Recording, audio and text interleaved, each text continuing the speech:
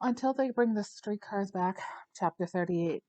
My father had $10,000 in life insurance from the Army and some money coming from the company retirement fund, so we weren't going to starve or anything. But my mother couldn't peel the worry off of her face, like she'd have to go through the depression all over again. Only this time alone. So I tried to work on the happiness stuff whenever I could. I helped her sort things out and keep telling her everything was going to be okay. But it was hard because I kept thinking about my dad. Mr. Shaw, the apartment owner, would let us stay on the as custodians as long as I was there. My mother hadn't told him I was in jail. Early Monday morning, I hitchhiked to school to catch Gretchen at her locker. I kept an eye peeled for Lola, though I knew her locker was on the other side of the building, and I ached inside when I realized I didn't belong here anymore. Gosh, Gretchen was so glad to see me I thought she was going to hug me, and I actually blinked when I saw her, wearing a light green sweater and a plaid skirt, and with her hair cut short and all fixed up. I hardly recognized her. She looked kind of relaxed and happy, basically, but I could see in her eyes that she was afraid, and it reminded me that it wasn't over. Gee, you look great, I said. I've wanted to see you for so long. My father's in jail. The police came to the house and started asking my mother questions, and I came downstairs to see what was going on. And then my father came home, and when he saw the police, he got really mad and he thought I'd told on him, and he started shouting at me. What did the police do? I said. One of them tried to calm him down, and my father knocked him flat and ran into the kitchen, and the other policeman ran after him, and my father stabbed him.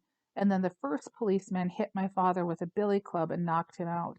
And I was so scared, and I had to hold a dish towel on the policeman's bleeding chest while the other one ran out to call for help.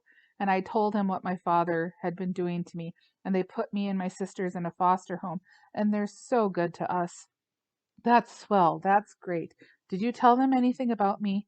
No, nothing. But you saved me, Cal. What do you mean? Could she have figured it out? I decided to kill myself. I was going home Monday and and swallow the mothballs I'd hidden, and when they found me in the morning, I'd be dead, and me any he couldn't do me anymore. But then Sandy came up to me in the hall and gave me a nut goodie, and she said it was from Cal. I couldn't believe it. I was like a note from you coming out of the sky, telling me not to give up and that you were still going to help me. I saved the nut goodie in my locker, and every day it reminded me and gave me hope. And then, like a miracle, the police came to my house. The first bell rang, and I knew there wasn't time to explain. I'll meet you here for lunch, I said. She reached out and touched my arm for a second and then took off down the hall, blending in with the other kids. Holy cow. Gretch the Wretch had vanished from the halls of St. Paul Central. At the drugstore on Dunlap, I studied the help wanted ads in the Pioneer Press for the most of the morning, and I met Gretchen at her locker at the lunch bell and gave her the penny loafers I'd kept in my locker, and the baby doll, too. But I wrapped it in a newspaper so no one would see me with it. She looked at the doll kind of sad, like, and set it carefully in her locker. Out on the lawn, there were 12 million kids eating lunch, and I kept hoping to see Lola. Gretchen wanted to know why I was in jail, and I figured she had a right to know. I knew I could trust her. After warning her that I'd go back to jail if anyone found out, I told her how I nailed her father. I had to keep it down with kids all around us, and she listened with her mouth hanging open and her teeth about to fall out. She thought her father had been doing bad things when he went out at night, and that they'd finally caught up with him. She told me she never believed I stole anything and she couldn't understand what I was doing in jail. Oh, Cal, I am so sorry. I bet you wish you'd never met me. Gosh, no, it's okay. I just never thought it would turn out this, that anyone would get stabbed or anything. And now you can't graduate, Cal. I'm really sorry. She didn't seem to know about my dad, and I didn't want her feeling bad about that, too, so I figured I'd tell her some other time when things were better. How many years did they give your father? I said, Nothing yet. They don't. What? Didn't you tell them about Helga's baby? Yes, I told them. My stomach started going queasy.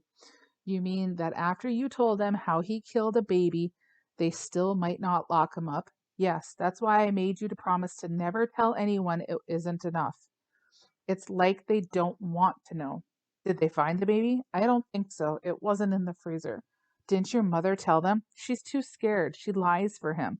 She said there was no baby. They think I'm making up stories because I'm crazy. Doesn't anyone believe you? Geez, I had to lower my voice because I noticed other kids glancing at us. I think Mr. Brown does. He's the county attorney, but they have to have a trial. And your father could get out of it? Yes, the killing. What's he done to me and Helga? They told me I'd have to tell it all to the judge and a jury with my father sitting right there watching me. She looks scared like she used to. I don't know if I can. You have to, I said. They're going, they got him for stealing and stabbing a cop. That ought to keep him for a year or two. But for murder? He won't get out for a long, long time. Maybe never. You have to. Otherwise, you don't know him. Her voice changed, and she nailed me with her eyes, and I knew why she was so afraid of her father. Like McCluskey's dog, she believed he could get her no matter what the cops did, and I was starting to believe it too. She stared off across the house steps to the other side of Lexington and said it like it was one of DB's laws of physics. If he ever gets out, he'll kill me. She promised me, like I had promised her, that she'd never tell what I'd done as long as she lived. It would be a secret between the two of us that would kind of hold us together in a crazy way. I still couldn't tell her how her father tried to kill me because it might scare her even worse, and then she wouldn't dare testify against him. The bell rang and I stayed on the lawn watching Gretchen and all the kids swarm back to the school. When I was alone in the sunshine, I don't know why, but I sat there for a minute with my stomach churning and remembering the first day we'd come to Central. Gosh, I could hear the sounds. I really could. And I could remember how I felt. And it was like all of a sudden I was back there and a huge sadness came up upon me, around me out of the grass. And I had to get out of there as fast as I could. I headed for downtown. I had to find a job. When I was almost to Selby, I stopped and looked back one last time. At the department store where I applied, the Emporium, the Golden Rule, Schumann's, one of the things they wanted to know was if I had ever been arrested. I hitchhiked home like a criminal, really scared and wondering if anyone would hire a jailbird. A guy picked me up in a new Lincoln with a 152 horse V8 engine, and I didn't even ask to see it. He dropped me at Summit in Lexington in front of St. Luke's Catholic Church, and while I stuck out like my thumb, I noticed a building under construction next to the church. On a hunch, I walked over and found the labor foreman for the Hagston Construction Company. Do you belong to the Hod Carriers Union? The tall guy said. He was looking me over, and I tried to puff up a little bit and flex my muscles. I will tomorrow, I said. Okay, we'll give you a try. Holy cow, I had a job on a construction crew.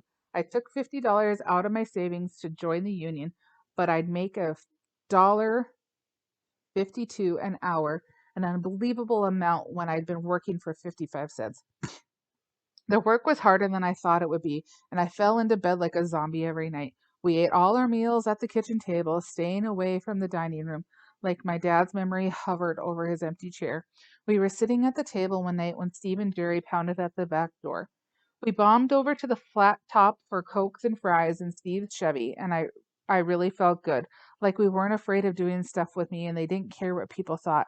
We yacked about all kinds of stuff, and they brought me up to date with all the social scene at Central, careful not to say anything about Lola and Tom. But something had changed that none of us could do anything about. I felt older than them, somehow different. I was no longer a schoolboy.